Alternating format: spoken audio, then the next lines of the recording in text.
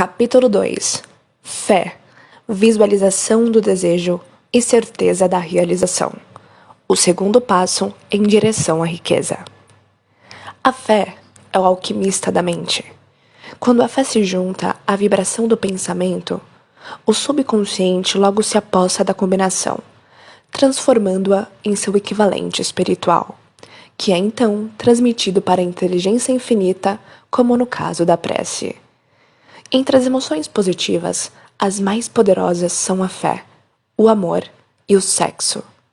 Quando as três se combinam, produzem o efeito de colorir a vibração do pensamento, de maneira que chegue de imediato ao subconsciente, onde é transformada em seu equivalente espiritual, sendo essa a única forma de se obter uma resposta da inteligência infinita. O amor e a fé são psíquicos, relacionados ao lado espiritual do homem. O sexo é puramente biológico e relacionado somente ao físico. A mistura ou combinação dessas três emoções abre uma linha direta de comunicação entre a mente finita e pensante do homem e a inteligência infinita. Como desenvolver a fé? A fé é um estado de espírito que pode ser induzido ou criado pela afirmação ou repetição de instruções ao subconsciente, empregando-se o princípio da autossugestão. Essa frase oferece uma boa explicação para a importância do princípio da autossugestão na transmutação do desejo em seu equivalente material ou monetário. À guisa de ilustração, considere o propósito para o qual, supostamente, você está lendo este livro. O objetivo imediato é, de certo, adquirir a habilidade de transformar o intangível impulso mental do desejo em sua contrapartida material, ou seja, dinheiro. Seguindo as instruções apresentadas nos capítulos sobre autossugestão e subconsciente, você pode convencer o seu subconsciente da sua certeza de que receberá aquilo que está pedindo. O subconsciente, então, agirá com base nessa crença, devolvendo-a em forma de fé, seguida de planos definidos para a realização do seu objetivo. É extremamente difícil descrever o método para desenvolver a fé quando ela ainda não existe. É quase tão difícil quanto descrever a cor vermelha para um cego que nunca viu cores e não dispõe de qualquer elemento para estabelecer a comparação. A fé é um estado de espírito que pode ser desenvolvido pela vontade depois que você domina os 13 princípios, pois se desenvolve voluntariamente pela aplicação e pelo uso desses princípios. O único método conhecido de desenvolvimento voluntário da fé é a repetição afirmativa de ordens ao subconsciente. Talvez o significado fique mais claro a partir desta explicação de um famoso criminalista sobre como os homens se tornam criminosos. Quando, pela primeira vez, o indivíduo entra em contato com o crime, ele o abomina. Se mantém o contato por algum tempo, acostuma-se e o suporta. Se continua em contato por mais tempo, acaba por aceitá-lo, sendo dominado por ele. Isso equivale a dizer que qualquer impulso mental repetidamente transmitido ao subconsciente acaba por ser aceito e influenciado por ele, que então o traduz em seu equivalente material por meio dos processos mais práticos disponíveis. Agora, veja esta afirmativa. Todos os pensamentos combinados a sentimentos e a fé começam imediatamente a transformar-se em seus equivalentes ou contrapartidas materiais. As emoções, ou a porção sentimental dos pensamentos, são fatores que emprestam vitalidade e ação a esses pensamentos. Fé, amor e sexo, quando combinados a qualquer impulso mental, provocam uma ação maior do que qualquer um deles isoladamente. Não são somente os impulsos mentais misturados à fé que podem atingir e influenciar o subconsciente, mas também os que foram mesclados a qualquer emoção, seja ela positiva ou negativa. A partir dessa afirmativa, você pode entender que o subconsciente dispõe da mesma agilidade para transformar em seu equivalente material tanto um impulso mental de natureza negativa ou destrutiva, quanto o impulso mental de natureza positiva ou construtiva. Deve-se a isso o estranho fenômeno que milhões de pessoas experimentam e que chamam de azar ou má sorte. Existem milhões de indivíduos que se acreditam condenados à pobreza e ao fracasso por alguma estranha força sobre a qual creem não ter controle. São eles os criadores da própria infelicidade, em razão dessa crença negativa que é captada pelo subconsciente e traduzida em seu equivalente material. Esse é um momento apropriado para reiterar que você pode transmitir ao seu subconsciente qualquer desejo que queira traduzir em seu equivalente material ou financeiro, mantendo-se num estado de expectativa ou crença de que essa transmutação realmente ocorrerá. A fé é o elemento que determina a ação do subconsciente.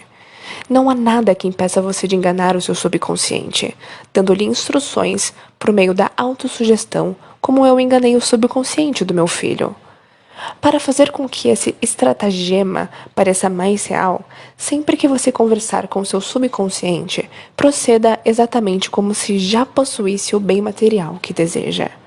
Qualquer ordem transmitida ao subconsciente em um estado de crença ou fé, a certeza de que será obedecida será por ele transformada em seu equivalente material, pelos meios mais práticos e diretos que estiverem disponíveis. Certamente você já possui material suficiente para estabelecer um ponto de partida para a experiência e a prática, por meio das quais poderá adquirir a capacidade de entregar a fé a qualquer ordem dada ao subconsciente. A perfeição vem com um exercício, não basta ler as instruções. Sendo verdade que você pode virar criminoso pela associação com crime, e esse é um fato conhecido, é igualmente verdadeira a ideia de ser possível desenvolver a fé pela sugestão intencional ao subconsciente. A mente acaba por absorver a natureza das influências que a dominam. Compreenda essa verdade e saberá porque é essencial fazer das emoções positivas as forças dominantes da sua mente, eliminando assim as emoções negativas. A mente tomada por emoções positivas torna-se um abrigo favorável para o estado de espírito conhecido como fé. A fé pode, à vontade, transmitir ao subconsciente instruções que são aceitas e rapidamente postas em ação. A autossugestão pode induzir a fé. No decorrer dos tempos, os religiosos sempre aconselharam a humanidade a ter fé, nisso ou naquilo, neste ou naquele dogma ou credo, mas não lograram dizer ao povo como conseguir. Não explicaram que a fé é um estado de espírito que pode ser induzido pela autossugestão. Em linguagem acessível, vamos ver tudo o que sabemos sobre o princípio pelo qual a fé pode ser criada ou desenvolvida. Tenha fé em você. Fé no infinito. Antes de começar, vamos relembrar isto. Fé é o eterno elixir que dá vida, poder e ação ao impulso mental. A frase anterior merece ser lida 2, 3, 4 vezes e em voz alta. Fé é o ponto de partida para toda acumulação de riqueza. Fé é a base de todos os milagres e de todos os mistérios que não podem ser analisados pelas leis da ciência. Fé é o único antídoto conhecido para o fracasso. Fé é o elemento que, combinado à prece, abre um canal direto de comunicação com a inteligência infinita. Fé é o elemento que transforma a vibração comum do pensamento, criada pela mente finita do homem, em seu equivalente espiritual. Fé é o único instrumento por meio do qual as forças cósmicas da inteligência infinita podem ser atraídas e aproveitadas pelo homem. Todas essas afirmativas podem ser provadas. A prova, simples e facilmente demonstrável, está ligada ao princípio da autossugestão. Vamos, pois, concentrar a nossa atenção na autossugestão, em que consiste e o que é capaz de realizar. Sabe-se que todo indivíduo acaba acreditando no que repete para si mesmo, seja verdade ou mentira.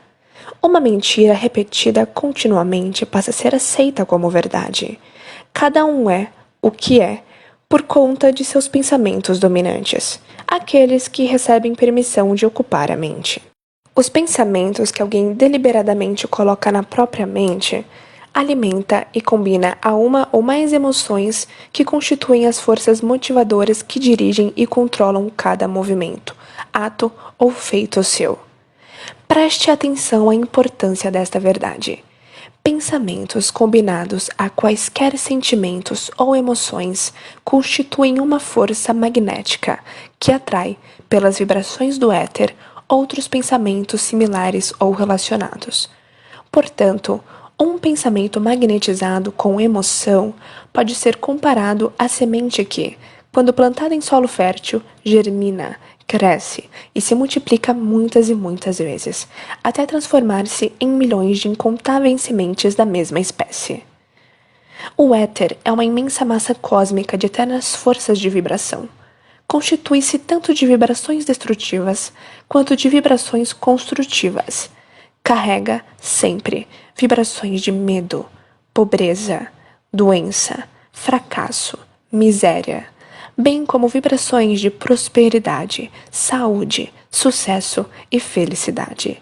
Tão certo como carrega por meio do rádio o som de centenas de orquestrações musicais e centenas de vozes humanas, todas mantendo a sua individualidade e suas formas de identificação.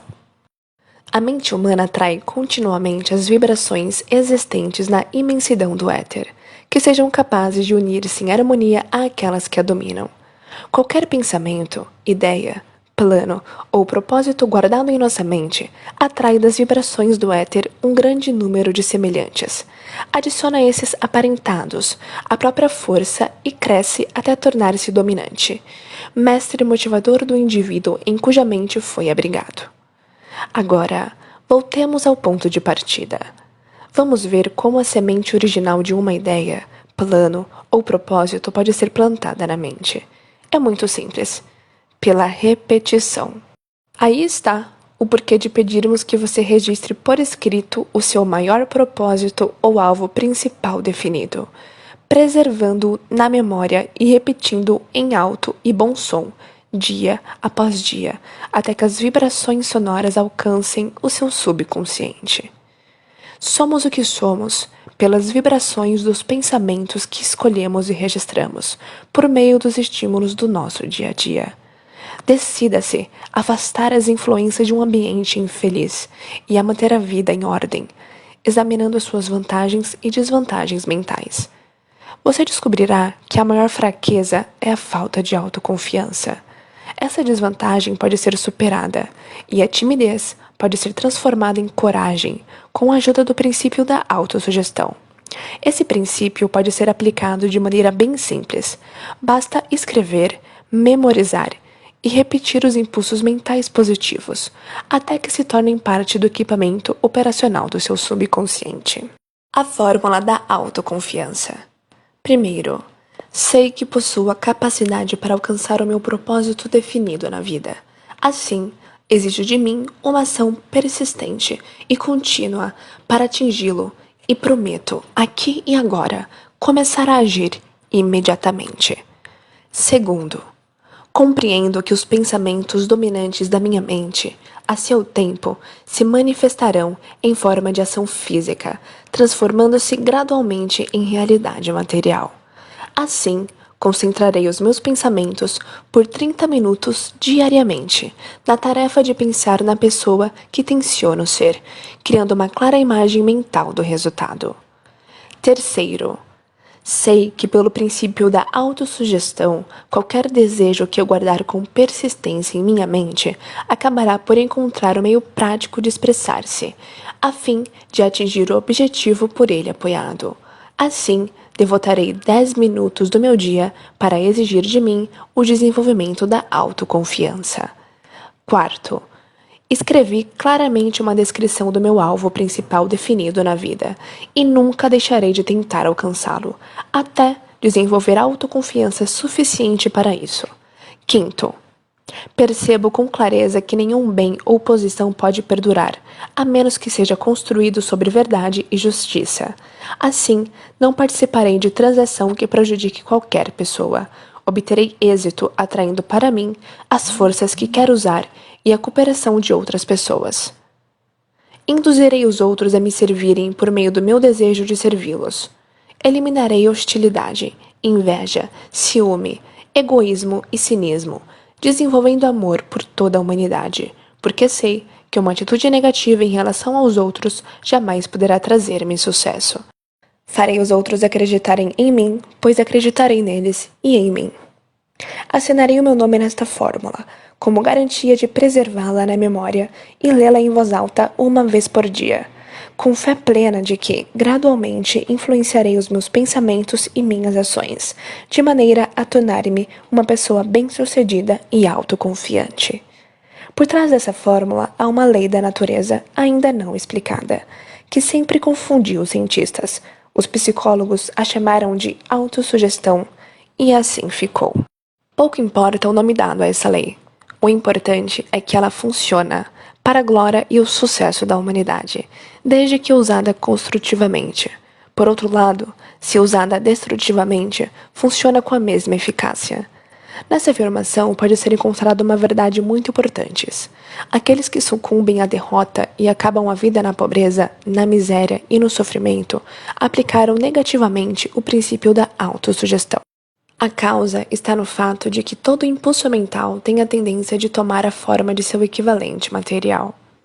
O subconsciente, laboratório químico no qual todo impulso mental é combinado e preparado para transformar-se em realidade física, não faz distinção entre impulsos mentais construtivos e destrutivos. Ele funciona a partir do material com o qual é alimentado, por meio dos nossos impulsos mentais. O subconsciente transforma tão prontamente em realidade um pensamento provocado pelo medo, quanto o outro gerado pela coragem ou pela fé. Os anais da medicina são ricos em ilustrações de casos de suicídio por sugestão. Uma sugestão negativa, assim como qualquer outro meio letal, pode levar à morte. Em uma cidade do meio-oeste dos Estados Unidos, um bancário, chamado Joseph Grant, tomou emprestada uma grande soma em dinheiro do banco, sem o conhecimento dos diretores, e perdeu tudo no jogo. Certa tarde, o auditor foi verificar as contas. Grant deixou o banco, tomou um quarto no hotel local e, quando acharam, 3 dias depois, estava deitado na cama, lamentando-se e gemendo, repetindo sem parar: "Meu Deus, isso vai me matar! Não posso suportar essa desgraça."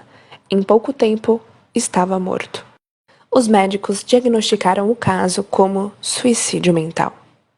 Quando usada construtivamente, a eletricidade faz girar as engrenagens da indústria, prestando bons serviços. Se mal empregada, pode extinguir a vida. Com a lei da autossugestão, acontece o mesmo. Conforme o entendimento e aplicação, pode levar à paz e à prosperidade, ou em direção ao vale da miséria, do fracasso e da morte. Se você encher a mente de medo e duvidar de sua capacidade de utilizar as forças da inteligência infinita, a lei da autossugestão tomará esse espírito de descrédito, adotando-o como padrão que o subconsciente transformará em seu equivalente material. Isso é tão certo quanto 2 e 2 são 4. Assim como o vento leva uma embarcação para o leste e outra para o oeste, a lei da autossugestão pode fazer você progredir ou regredir, conforme a disposição das velas do seu pensamento. A lei da autossugestão, pela qual é possível alcançar níveis de realização surpreendentes, é bem descrita nestes versos. Se pensa que está derrotado, você estará. Se pensa que não tem coragem, você não terá. Se gosta de vencer, mas pensa que não pode, é quase certo que não vencerá. Se pensa que vai perder, você está perdido. Porque, pelo que se vê, o sucesso começa com a vontade. Tudo depende do estado de espírito. Se pensa ser inferior, você é. É preciso pensar alto para subir. É preciso estar seguro de si para ganhar um prêmio. As batalhas da vida nem sempre são vencidas, pelo mais forte ou pelo mais rápido. Mas cedo ou tarde vencerá aquele que pensa que pode. Observe as palavras em destaque e vai captar exatamente o que o poeta quis dizer.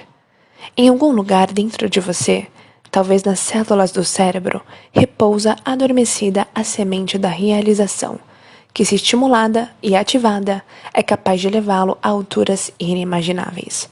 Assim como o virtuose consegue extrair os mais belos sons das cordas de um violino, você pode fazer o gênio que dorme em seu cérebro despertar e apontar-lhe o caminho do sucesso. Até completar 40 anos, Abraham Lincoln foi um fracasso em tudo o que tentou.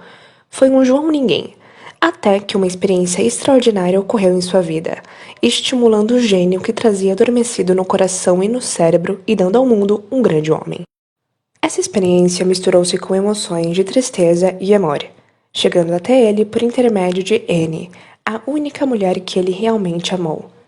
É fato notório que a emoção do amor é parente próxima do estado de espírito que chamamos fé, porque o amor quase chega a transformar impulsos mentais em seus equivalentes espirituais.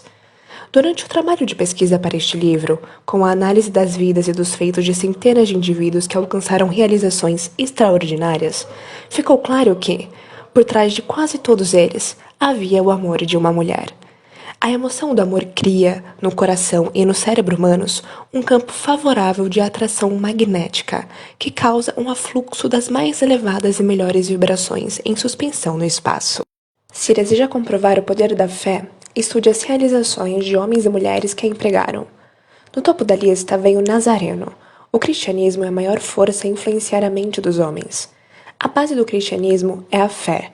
Não importa quantos possam ter deturpado ou interpretado equivocadamente o significado dessa grande força, tampouco quantos dogmas e crenças que não refletem sua doutrina tenham sido criados em seu nome. A essência dos ensinamentos e das realizações de Cristo, que podem ter sido interpretados como milagres, era nada mais, nada menos que fé. Se existe o fenômeno chamado milagre, ele é produto desse estado de espírito, chamado fé. Alguns professores de religião e muitos dos que se dizem cristãos não compreendem e nem praticam a fé. Vamos considerar o poder da fé exercido por um homem conhecido em todo o mundo civilizado, Mahatma Gandhi, da Índia. Nesse homem, o mundo tem um dos mais incríveis exemplos de possibilidades da fé. Gandhi foi mais poderoso do que qualquer outro homem vivo de seu tempo, e isso sem contar com qualquer das armas que habitualmente acompanham o exercício do poder, tais como navios de guerra, soldados ou material bélico. Gandhi não possuía dinheiro, nem casa, nem roupas, mas tinha poder. Como isso era possível? Gandhi conquistou o poder com base em sua compreensão do princípio da fé e em sua habilidade de transplantar essa fé para a mente de 200 milhões de pessoas. Gandhi realizou pela influência da fé o que o mais forte poder militar não conseguiu e nem jamais conseguiria fazer com seus soldados e seu equipamento militar. Ele realizou o feito extraordinário de convencer 200 milhões de mentes a se unirem e agirem em harmonia, como se fossem uma só. Que outra força sobre a face da terra, a não ser a fé, conseguiria tanto? Chegará o dia em que empregados e empregadores descobrirão as possibilidades da fé, e esse dia está nascendo. O mundo inteiro tem tido a oportunidade de testemunhar o que a falta de fé pode causar à economia. Certamente, a civilização produziu um número suficiente de seres humanos inteligentes para fazerem o uso da grande lição que a desaceleração da economia ensinou ao mundo. Nesse período, o mundo teve inúmeras provas de que o medo amplamente disseminado paralisa as engrenagens de indústrias e empresas. Dessa experiência, surgirão líderes nos meios empresarial e industrial que se beneficiarão do exemplo que Gandhi nos legou, aplicando aos negócios a mesma tática que ele utilizou para reunir o maior número de seguidores que o mundo já viu. Esses líderes brotarão entre os trabalhadores anônimos das usinas siderúrgicas, das minas de carvão, das fábricas de automóveis, em cidades grandes e pequenas. O mundo dos negócios vai mudar, não tenha dúvida. Os métodos do passado, baseados na combinação econômica de força e medo, serão substituídos por melhores princípios de fé e cooperação. Trabalhadores receberão mais do que salários. Aqueles que sustentam a empresa participarão dos lucros, mas, primeiro, precisam ser mais dedicados e parar com conflitos e disputas. Precisam conquistar o direito à participação nos lucros. Além do mais, e isso é o mais importante de tudo, os líderes serão indivíduos capazes de compreender e aplicar os princípios de Mahatma Gandhi. Somente assim conseguirão despertar em seus seguidores o espírito de completa cooperação, que constitui o poder em sua forma mais elevada e duradoura. Esta estupenda era tecnológica em que vivemos, e da qual estamos apenas emergindo, tomou a alma dos homens. Os líderes tratam os funcionários como peças de engrenagem. Foram forçados a isso como resultado de negociações segundo as quais os empregados recebem sem dar, o que prejudica todos os envolvidos. A palavra de ordem no futuro será alegria e felicidade para o ser humano. E quando esse estado de espírito for atingido, os resultados serão muito melhores do que aqueles do tempo em que o empregado não conseguia combinar fé, interesses pessoais e trabalho. Devido à necessidade de fé e cooperação na administração de empresas e indústrias, será interessante e proveitoso analisarmos um evento que possibilita a perfeita compreensão do método pelo qual industriais e empresários acumularam grandes fortunas. Dar antes de tentar receber. O evento escolhido como exemplo data de 1900, quando a United States Steel Corporation foi formada. Ao ler a história, guarde estes fatos fundamentais e compreenderá como as ideias se converteram em enormes fortunas. Primeiro, a enorme United States Steel Corporation nasceu na mente de Charles Schwab, sob a forma de uma ideia criada em sua imaginação. Segundo, ele acrescentou fé à ideia. Terceiro, formulou um plano para transformar a ideia em realidade material e financeira. Quarto, colocou o plano em ação, com o famoso discurso no University Club.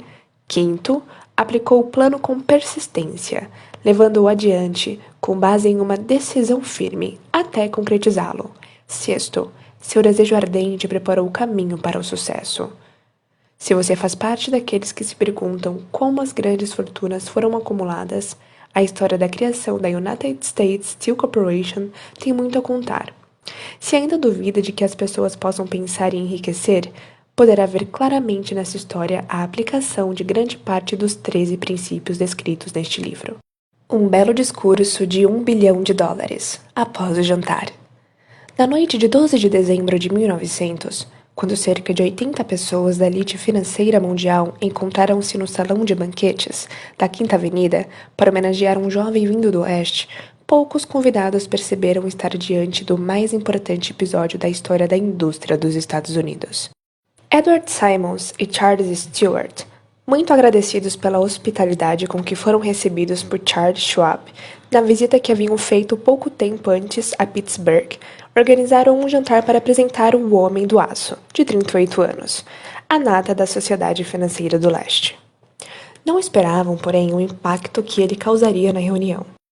Na verdade, Schwab havia sido prevenido pelos amigos de que o grupo de abastados de Nova York não se deixaria impressionar pela oratória e que, caso não quisesse entender os Stillmans, Harrimans e Vanderbilts, seria melhor limitar-se a uns 15 ou 20 minutos de superficialidade e só.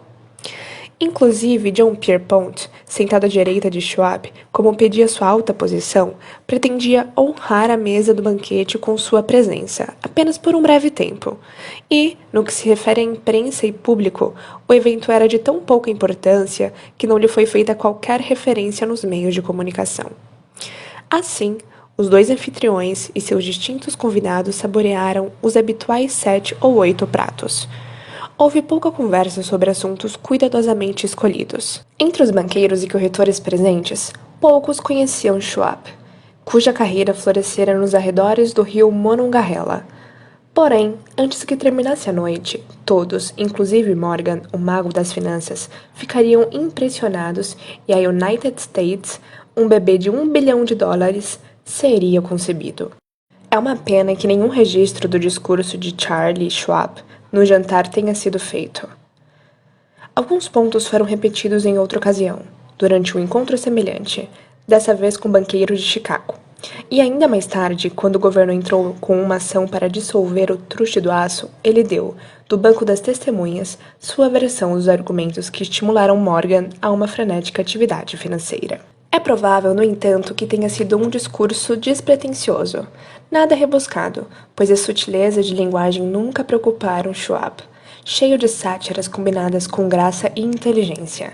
Apesar disso, sua fala teve uma força e um efeito estimulantes sobre os 5 bilhões de capital estimado, representado pelos convivas.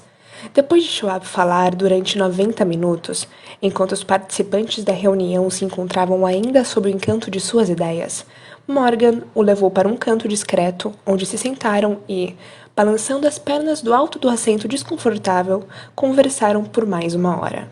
A mágica da personalidade de Schwab atuava à força máxima, mas o mais significativo e marcante foi o programa bem elaborado e claramente definido apresentado por ele para a ampliação da Steel. Muitos tentaram fazer Morgan se interessar pela formação de um truste do aço, à maneira das associações de biscoitos, arames, açúcar, borracha, uísque, óleo ou goma de mascar. John Gates, sempre ousado, pressionou, mas Morgan não confiou nele. Os jovens Moore, Bill e Jean, corretores de ações de Chicago, responsáveis pela união de um truste de fósforos com uma empresa de biscoitos, também insistiram e falharam. Albert Gary, o sisudo advogado, desejou promover o assunto, mas não era suficientemente bom para impressionar. Até a eloquência de Schwab levar Morgan às alturas, de onde pôde visualizar os bons resultados do mais arrojado empreendimento financeiro já concebido. O projeto tinha sido considerado o sonho delirante de alguém em busca de dinheiro fácil. O magnetismo financeiro que começou na geração anterior a atrair milhares de companhias pequenas e às vezes mal administradas para grandes e competitivas associações tornou-se atuante no mundo do aço, pelos meios técnicos desse jovial pirata dos negócios, John Gates. Ele já havia formado a American Steel, resultado da fusão de uma cadeia de pequenas empresas, e criara junto com Morgan a Federal Steel. A National Tube e a American Bridge eram duas outras firmas de Morgan, e a Moore Brothers havia abandonado o negócio dos fósforos e dos biscoitos para formar o grupo americano Setores de Folha de Flandres, de aros de aço, de chapas de aço, e a National Steel. No entanto, essas associações eram insignificantes, se comparadas ao gigantesco truste vertical de Andrew Carnegie, com 53 sócios e proprietários. As empresas podiam associar-se à vontade, mas, ainda que operassem em bloco, não representariam qualquer ameaça à organização de Carnegie, e Morgan sabia disso. O excêntrico velho escocês Carnegie também o sabia, das magníficas alturas do castelo Esquibô. Ele havia percebido, primeiro com deleite e depois com ressentimento, as tentativas de inclusão das pequenas empresas de Morgan em seu negócio. Quando as tentativas começaram a tornar-se ousadas demais, a disposição de Carnegie traduziu-se em raiva e retaliação, e ele decidiu copiar cada uma das fábricas rivais. Até aí, não havia demonstrado interesse em arames, aros ou lâminas. Ao contrário, ficava satisfeito em vender para essas companhias o aço bruto e deixar que trabalhassem o material da forma que desejassem. Então, com Schwab e seu hábil tenente, planejou encostar os inimigos na parede. Assim, no discurso de Charles Schwab, Morgan viu a resposta para seu problema de associação. Um truste sem Carnegie, o maior deles todos. Não seria um truste de forma alguma, seria, como disse um escritor, um pudim de ameixas sem as ameixas. O discurso de Schwab da noite de 12 de dezembro de 1900, embora não fosse uma clara afirmativa, sugeria sem dúvida que a enorme empresa de Carnegie poderia unir-se às de Morgan. Ele falou sobre o futuro do aço no mundo, a reorganização para a eficiência, a especialização, a dissolução das fábricas mal-sucedidas, com a concentração de esforços naquelas em crescimento, o comércio de minério, a economia nos departamentos administrativo e operacional e a conquista de mercados estrangeiros. Mais do que isso, disse aos especuladores presentes onde estavam os erros de sua habitual roubalheira. Seu propósito, ele concluiu, era criar monopólios, aumentar preços e obter gordos dividendos como prêmio. À sua maneira entusiástica, Schwab condenou o sistema. A falta de visão de tal política, disse aos ouvintes, ficava patente pelo aprisionamento do mercado em uma era em que tudo apontava para a expansão. Argumentou que o barateamento do custo do aço criaria um mercado em permanente expansão, com a descoberta de novos usos e a conquista de uma boa fatia do mercado mundial. Na verdade, embora não o soubesse, Schwab foi um apóstolo da moderna produção em massa. Assim, o jantar no University Club chegou ao fim. Morgan foi para casa pensar nas otimistas previsões de Schwab. Este voltou a Pittsburgh para dirigir o negócio de aço para o E. Andrew Carnegie, enquanto Gary e os demais retornaram ansiosos ao mercado de ações, à espera do próximo movimento. Não foi preciso esperar muito. Morgan levou cerca de uma semana para digerir o grande número de razões que Schwab colocara diante dele. Quando teve certeza de que não resultaria dali uma indigestão financeira, chamou Schwab e o achou um tanto retraído. Schwab disse que o Sr. Carnegie poderia não gostar se descobrisse que o presidente de sua companhia flertava com o imperador de Wall Street, a rua na qual o chefe prometera jamais pisar. Então, foi sugerido por John Gates, o intermediário, que se Schwab por acaso estivesse no Bellevue Hotel na Filadélfia, então Morgan poderia também estar por lá, por coincidência. No entanto, quando Schwab chegou, Morgan estava inconvenientemente adoentado em casa, em Nova York. Assim, pressionado pelo convite do superior, Schwab foi a Nova York e apresentou-se ao financista. Alguns historiadores econômicos acreditam que, do início ao fim da história, a cena foi dirigida por Andrew Carnegie. O jantar para Schwab, o famoso discurso, o encontro noturno no domingo entre Schwab e o rei do dinheiro seriam eventos arranjados pelo astucioso escocês. A verdade é exatamente o oposto. Quando Schwab foi chamado para fechar o acordo, ele não sabia se o chefinho, como Andrew era chamado, estaria disposto a ouvir uma oferta de compra, especialmente em se tratando de um grupo que, segundo ele, não tinha um só santinho entre os seus integrantes. Mas Schwab foi para o encontro, levando 6 folhas escritas de próprio punho, cheias de números precisos que representavam um valor concreto e a potencial capacidade de ganhos de cada uma das siderúrgicas, que ele considerava estrelas essenciais no novo firmamento do metal. 4 homens estudaram os números a noite toda. O chefe, claro, era Morgan, firme em sua crença no direito divino do dinheiro. Com ele estava o seu aristocrático sócio, Robert Bacon, um cavalheiro e conhecedor do assunto. O terceiro era John Gates, a quem Morgan não levava a sério, considerando um jogador. O quarto era Schwab, que na época sabia mais sobre o processo de fazer e vender aço do que qualquer um. Durante a reunião, os números do homem de Pittsburgh não foram questionados em momento algum. Se ele dizia que uma companhia valia tanto, então valia tanto e não mais. Insistiu também que só fossem incluídas na operação as empresas indicadas por ele. Havia concebido uma corporação na qual não haveria duplicação, nem mesmo para satisfazer a ambição dos amigos que queriam descarregar as suas companhias nos amplos ombros de Morgan. Assim, deixou de fora deliberadamente diversas grandes firmas sobre as quais os Walruses e Carpenters de Wall Street tinham pousado olhos cobiçosos. O dia amanhecia. Morgan se levantou e endireitou as costas. Só uma pergunta não fora respondida. Você acha que pode persuadir Andrew Carnegie a vender? Perguntou. Posso tentar, respondeu Schwab. Se você conseguir que ele venda, eu me encarrego da questão, disse Morgan. Até aí tudo bem. Mas será que Carnegie venderia? Quanto pediria? Schwab pensava em algo em torno de 320 milhões de dólares. De que maneira ele receberia esse pagamento? Em ações ordinárias ou preferenciais? Em títulos? Em dinheiro? Ninguém pode levantar $1/3 milhão em dinheiro. Em janeiro, houve uma partida nos semi-congelados campos de golfe em Winchester, que Andrew Carnegie disputou embrulhado em suéteres para suportar o frio, enquanto Charles Schwab falava sem parar, como de hábito, para manter o espírito alerta. Todavia, nenhuma palavra sobre negócios foi mencionada, até que a dupla sentou-se no calor aconchegante do chalé de Carnegie.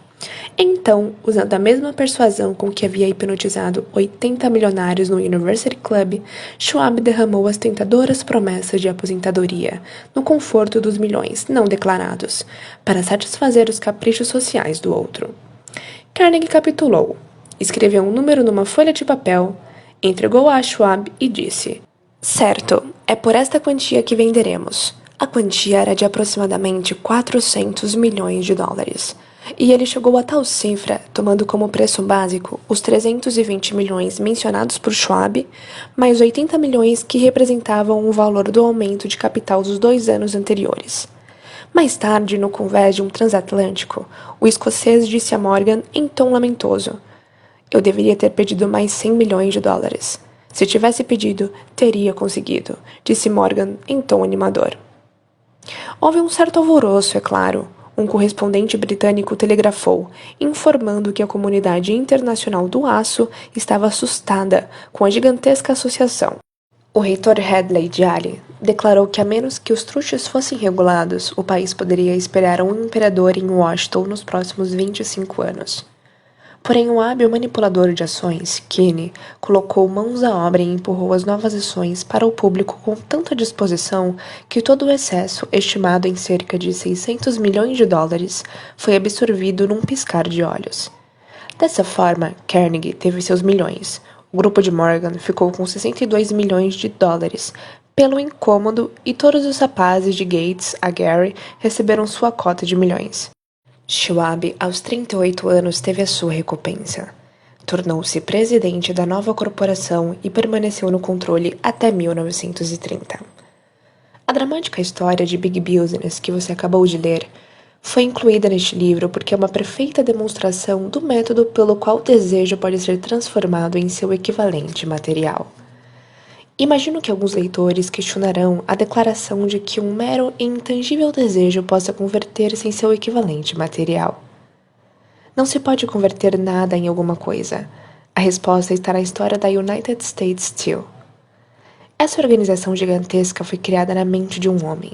O plano pelo qual a organização recebeu as usinas siderúrgicas que lhe deram estabilidade financeira foi criado na mente desse mesmo homem. Sua fé, seu desejo, sua imaginação, sua persistência, que foram os verdadeiros ingredientes que formaram a United States Steel. As siderúrgicas e o equipamento mecânico adquiridos pela corporação, depois que ela teve a sua existência legalizada, foram secundários. Mas uma análise cuidadosa mostrará o fato de que o valor estimado das propriedades adquiridas pela corporação aumentou mais ou menos em 600 milhões de dólares. Simplesmente pela transação que os consolidou sob uma só administração.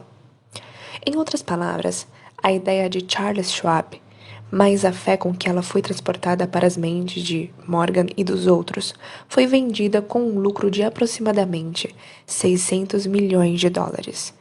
Não é propriamente uma soma insignificante para uma ideia. O que aconteceu com alguns daqueles que pegaram a sua parte no lucro de milhões de dólares resultante dessa transação é assunto que não nos preocupa no momento.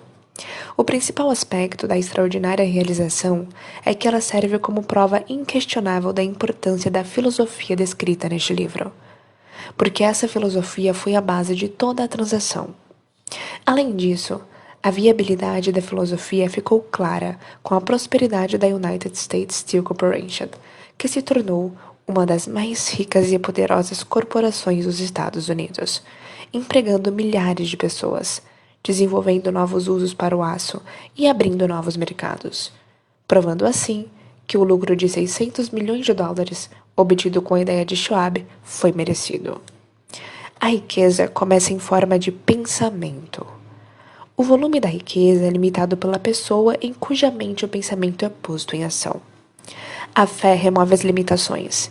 Lembre-se disso, quando for negociar com a vida o preço daquilo que você quer. Lembre-se também de que o criador da United States era praticamente desconhecido na época, até dar à luz a sua famosa ideia. Ele era apenas um homem de confiança de Andrew Carnegie. Depois disso, galgou rapidamente uma posição de poder, fama e riqueza. Meus parabéns por você ter finalizado mais esse capítulo. Te espero no terceiro capítulo, Autossugestão. Até a próxima!